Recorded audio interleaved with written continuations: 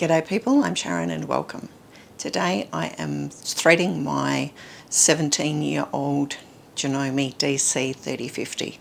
It's a great machine. Let's start with the bobbin. To begin winding a bobbin, place your thread, and I'm using a particularly long racent thread here, and because of that I'm going to be using an additional accessory that is available from Janome.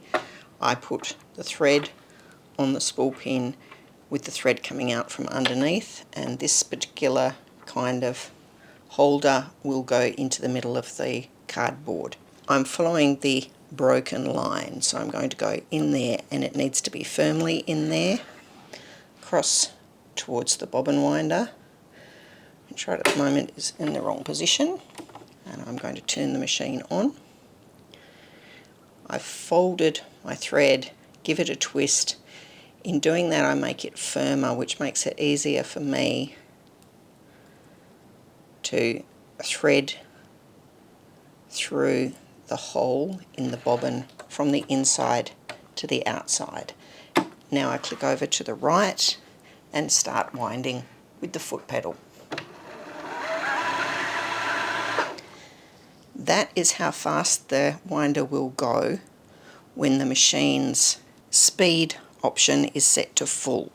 When there is sufficient thread on the bobbin that it is not going to unwind, trim it off close to the bobbin and then carry on winding with your foot control. If I set the speed limiter over to slow, that is as fast as the machine will wind a bobbin. It will drive you bananas. Make sure that you have your speed limiter over to the right.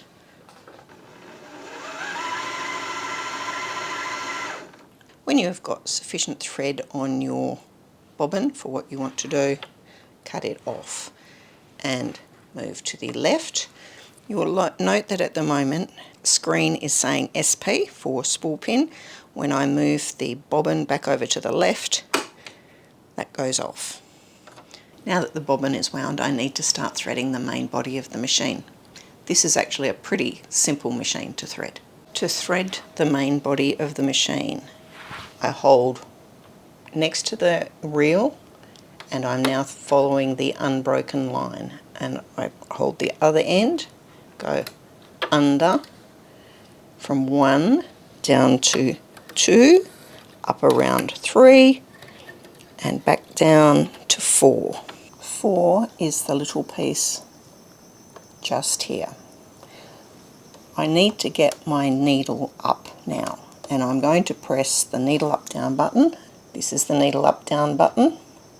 I'm going to press it and it's gone down, press again and the needle has come up. I'm now going to thread the last piece before the needle.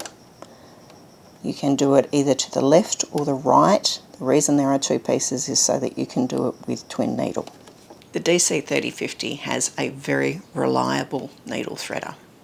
If you've managed to break it somehow or it's missing, it's pretty easy to replace. You will find that if you've never used a needle threader before, they make you feel like you're all thumbs when you first use them. By the time you've used it a dozen times, you'll just do it. You won't be thinking about it at all.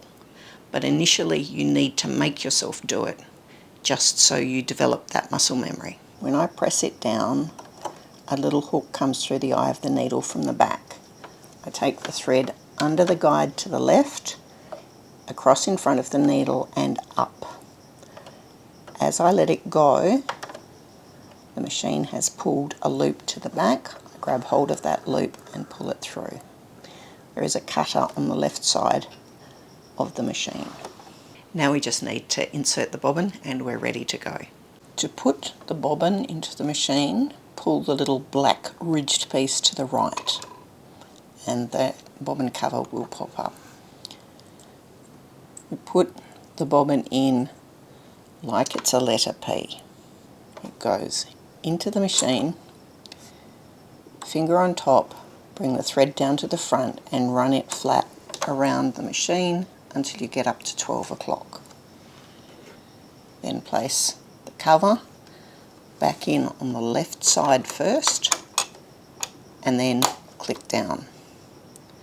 Hold the needle thread and once down and once up on the needle up down button, and that will pull the bobbin thread to the top. You can then take both threads to the back. And that is how you thread a Janome DC3050. It's a great machine and I love mine. And I shall see you next time.